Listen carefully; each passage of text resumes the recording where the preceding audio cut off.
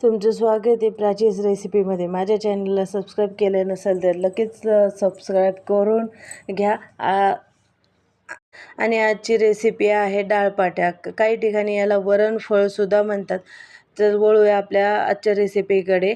मी घट्ट असं पीठ मळून घेतलेले आहे. एक वाटण करून घेतलेले आहे. त्या वाटणामध्ये लसूण, हिरवी मिरची आणि खोबरं पाणी टाकून आपल्याला फाईन पेस्ट करून घ्यायची आहे. डाळ पण शिजवून घेतलेली आहे मी.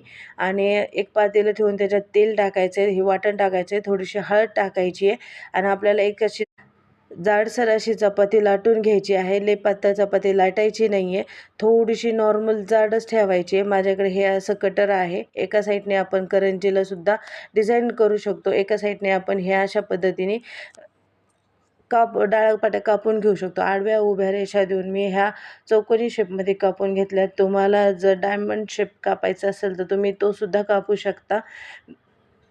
मी पातेल्यात मसाला परतल्याच्यानंतर डाळ टाकून गरम पाणी टाकून मीठ टाकायचं आहे आणि त्याला एक उकळी काढून घ्यायची आहे. मी जसे मगाशी दाखवलं तशाच मी सगळ्या डाळपाट्या करून घेतलेल्या आहेत. त्या एकत्र टाकल्या की ते आपल्या चांगल्या शिजतात.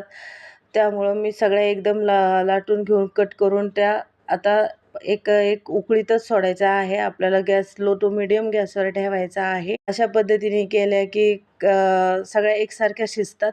मग बघा किती छान झालेल्या आहेत. शिजत आल्या की त्या तळाला जातात. ह्याच्यावरनं कळतं आपल्याला की त्या शिजत आलेल्या आहेत. अशाच छान छान रेसिपीसाठी माझ्या चॅनलला सबस्क्राईब